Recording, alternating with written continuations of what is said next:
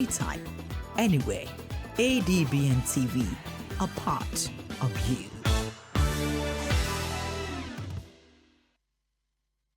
Staying tuned. Well, the past weeks have seen Akwa Ibom State and the government emphasizing and stressing on varying thematic issues like intercultural harmony, crime control, infrastructure fixes, strong ties with the presidency, and calls for renewed leadership ethos within the civil service. Also notable are the different advancements and progressive initiatives that have been put in place in the civil service.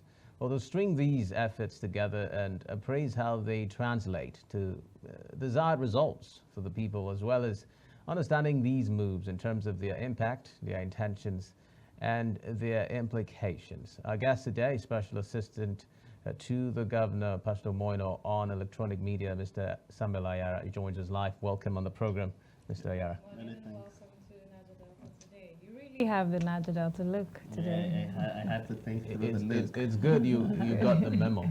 Indeed.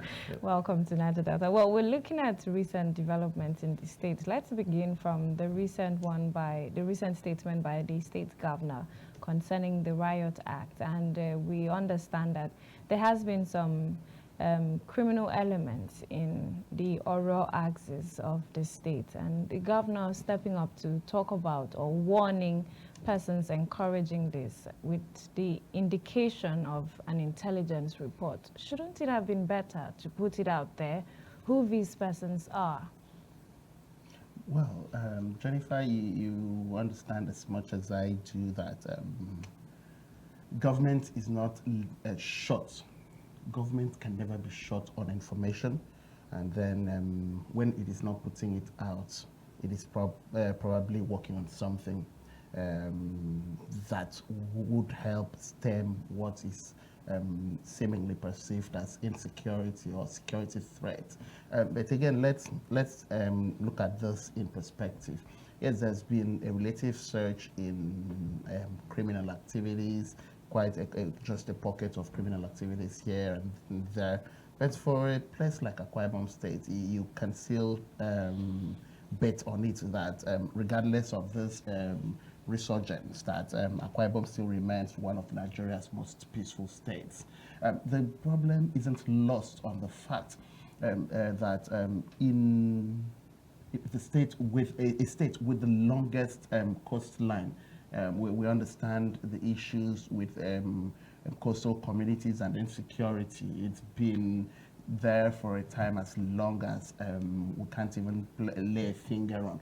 But when you look at Akwa Ibom, with the length and with that long and expansive coastline, that we're able to still maintain the peace and sustain livelihood to the extent that it seems that this pockets of insecurity is beginning to become uncomfortable for us as a people, means that yes, we have a government that is committed to nipping any act of insecurity in the bud. You would recall that shortly after taking office in 2023, we quite also noticed a thing in this magnitude. We saw that there was a resurgence of what looked like ritual killings in the state, and then so much was happening around at that point. And I recall the governor saying, at that time he read the Riot Act. He said, don't take my simplicity for granted and don't dare my resolve. And then we saw that in weeks after that declaration, all of what became a security concern to people had given way, and then Akwa Ibom had returned. Akwa Ibom and the people had also returned to their usual peace, the peace that we've always experienced. So with this Riot Act by the governor, you can trust that so much is going to happen in the direction that would return calm to this coastal community. But I still want to get your opinion still in that aspect, and this time around maybe away from the government angle. We've noticed that over the years there's been, prior to electioneering period or shortly after electioneering period, we always have a bit of a surge in criminal activities. Would this be tied to some form of political adjustment? No, Jennifer, I would differ with you on that. You see, criminality has absolutely nothing to do with elections. What do we do during elections? We simply have people go out, vote, present their PVCs, and vote. That's entirely different from criminality, except you want to think that you want us to believe that proceeds of crime could be used to finance politics or elections. But again, when you look at it on the flip side, you just would now understand to what avail, to whose benefits. And then when you ask those two questions, to what avail, to whose benefit, you then would simply understand that criminality has absolutely nothing to do with the next elections. What criminality does is it tends to rip off us of our common humanity. It tends to threaten the peace that we've always enjoyed. And then you would notice that before and after elections, we continue to have this pocket of crimes. But thanks to an administration like that in the state that has been able to build a structure within the security, that's been able to build structures within the security ecosystem to ensure that everything that tends towards insecurity is nipped in the bud. We've seen quite a lot of investment. We've seen even the establishment of a full-fledged ministry for internal security and all of that. And you see, all of this gives me the confidence that, yes, we may have this pocket of crimes here and there, but again, we also have more reasons to sit back and sleep back at home with our eyes closed, because government is really committed to ensuring the place is safe. You won't in a hurry forget that there is currently in the works the construction of the Security and Command Center, where all of this intelligence gathering and all of what would make for a peaceful and sane society would be coordinated from. And then, of course, the security neighborhood, the security watch, the Ibom Community Watch is also an idea of government that is deepening security in our communities. So in no distant time, whether in the coastal communities or on land across every part of the state, you sure would know that, yes, the state has been safe. And then for all of this, while in that peace we have continued to enjoy, yes, we've noticed that some persons are coming in to threaten that peace. But again, we have a government that is committed to ensuring that the people stay in one piece. But is it still, is it being monitored, the activities of these security agencies, to ensure that we're not using these platforms to exploit people? There has been some complaints let in by people, especially transporters, people who are commuting on roads, especially those traveling in and out of the state, about some form of extortion. Are there means or avenues set aside to ensure that these security agencies are monitored to not just perform their duty, but also avoid any form of extortion? Well, ours is a state where people listen. We have leaders that listen. We also have security structures that are very attentive to the plight and needs of the people. If for any reason people begin to find out that some security operatives are taking advantage of the situation to milk them of their resources, of course there are laid out channels. And then these channels are any form of criminality, any form of what could make for such victimization and oppressive extortion.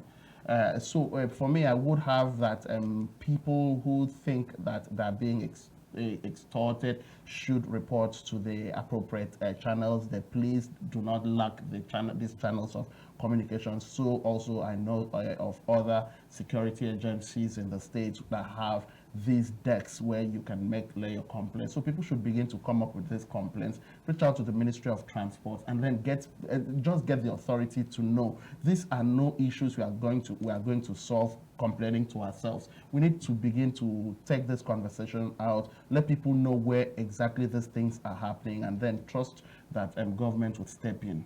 People shouldn't take advantage of the situation to extort citizens. As we wind the security arm of this particular conversation down, now pulling down buildings, that is private residences or whatever it is, there are structures that get pulled down while government is trying to curb, areas that is believed to be harbored by these kidnappers.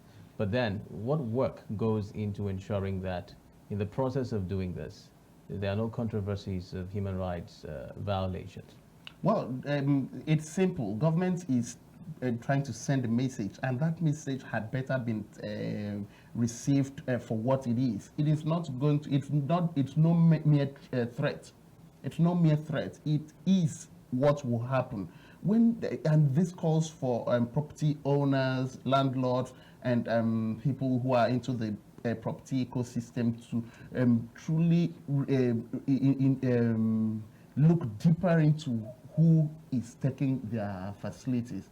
When you want to rent out a facility, find out what that person does. Care to know, pay attention, and then people should pay attention to what goes on in their neighborhood. Xavier, I'm not going to live here and then have the next door neighbor perpetrate all forms of nefarious activities, and maybe sometimes in the dead of the night I'm hearing people always shouting from a particular building. I'm hearing screams, I'm hearing people cry for help from a particular building, and then I just feel like, oh, since it is not here, it is safe to continue to stay here instead of draw the attention of the authorities. So government is simply saying, look, if you for any reason allow your property used by people who perpetuate these nefarious activities, then would bring it down. It means that it is a property that is facilitating crime and insecurity. And then you see there are no two ways about it. If I know that a particular space harbors what constitutes security breach, I'd rather not just take out the object of insecurity. I'll take out the object of insecurity and also take out that very facility so it doesn't in future reinforce itself for the same reason.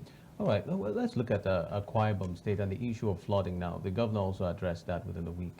And we've seen that over the years, despite different interventions and partnerships, counterpart fundings that have also been paid by the government towards tackling the issue of flooding, we're still having it. When it rains, you go to parts of Uyo, it is completely, you can't fly those roads.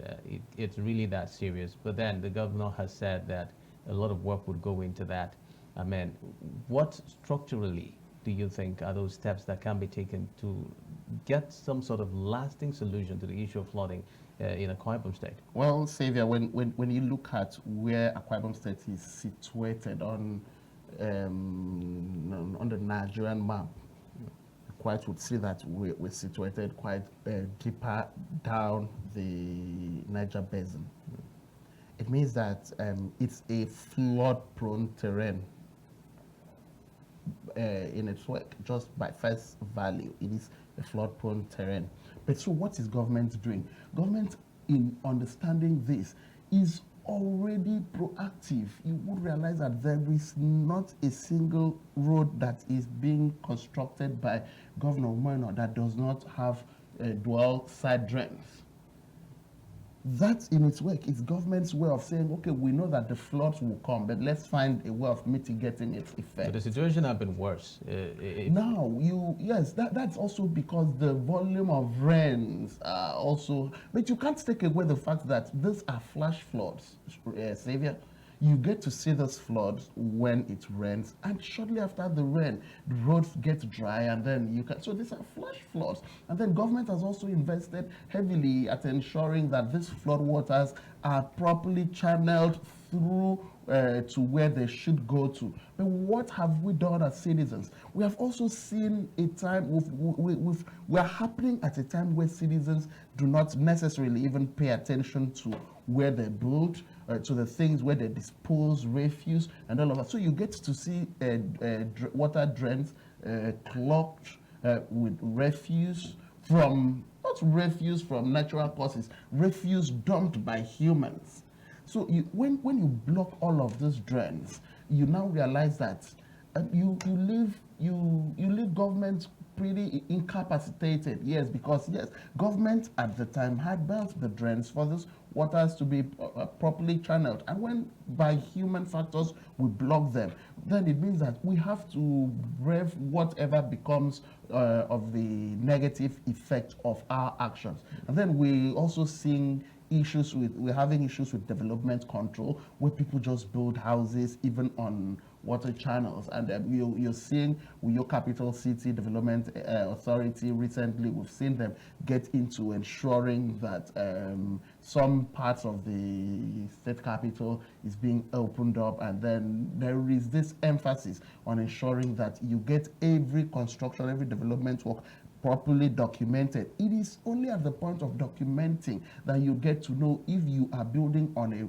water channel and then all of that. But if you're able to achieve all of that, if we're able to discourage people from building on water channels, we're able to clear out the drains and then have people understand that they should at least even take care of how the water flow within the immediate environment. It would make a lot of sense. I have seen a house where the drain, where the gutter just by the frontage is all silted. It's all silted. So when it rains, the water can't find a safe channel through, can't find self-channeling through the gutters. So it finds its way to the road. And so the road becomes the channel. And now what would have simply done as citizens should be, probably we shouldn't be waiting for that once a month environmental sanitation exercise. But even if we have to wait on that, let's also be more involved and concerted in our approach to ensuring that we keep our environments clean. The silt your gutter so you can at least create a channel for this flood. Well, it also takes us to issue of road maintenance. We've seen that some of these roads built over the years, over time, begin to wear out, and it begins to have some potholes, becoming a nuisance to road users. And we need to understand, the governor had made out a memo some weeks ago, and for some areas, still some parts that are yet to be, that action is yet to be implemented, and the people are wondering what exactly is going on. And this should not have to wait until the governor makes a memo. There should be an agency overseeing maintenance of roads. Well, the recent agency, the Akwa Ibom Road Infrastructure Maintenance Agency, Akwa Ibom. But beyond that agency, Jennifer, for me, this is a period I do not, in times like this, I really don't envy civil engineers working on our roads. You see, this is November. We usually have the rains pause between October and November. But this is November. It is still pretty heavy. And then, so you understand there is very little or no construction work you can do in the rains. The governor had given this order, and I suspect had even made good whatever was supposed to be the government's responsibility to ensure the order is carried out. But again, you don't control the weather. You can't mobilize and begin to fix roads when it is raining. You'd be wasting away resources. And so I just hope, I know how much some of these guys handling road projects are praying for the rains to give way, and we hope that it does so pretty soon, so we can begin to have all of this breakage tidied up, and then we'll get back our very spotless, clean capital city. Indeed, we're looking forward to that. And there's also the power sector. Remember, in September, the governor also made a statement that the agency for the Akwa Ibom State Electricity Regulatory Commission and the Akwa Ibom State Electrification Agency, in a month or so, those agencies will be established. So activities of ensuring that the people can access electricity and at affordable prices will be a thing of the past. And this is 17th of November. but there hasn't been such indication of those establishments. Well, those were resolutions drawn from the Power Summit that was held in the state. I think that was sometime in September or so. But beyond that, Jennifer, you see, those things, there are processes to all of these things. While government intends the best, it will not just wake up, the government will just wake up in the morning and then populate these agencies with whoever is handy. You would recall that the governor had first off asked that every region of the state that is involved in the power ecosystem should find their ways, should reach out to the state so they can discuss ways their expertise can be of benefit to the state. So I presuppose that that conversation is still on.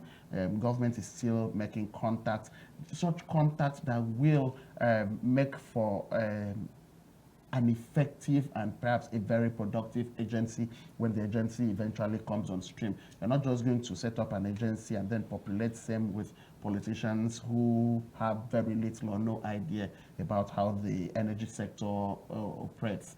So for me, the governor is taking his time. But beyond that, there is also so much happening behind the scene to ensure that we do not just bring in an electricity regulation agency to bear, that we actually we actually have structures and facilities that they would come to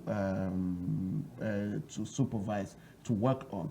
So we're seeing that there is so much plans the government has in optimizing the capacity of the Ibom Power Company, and as it concerns the Ibom Power Plant, we've also seen government try to find ways of scaling up on its other power infrastructure.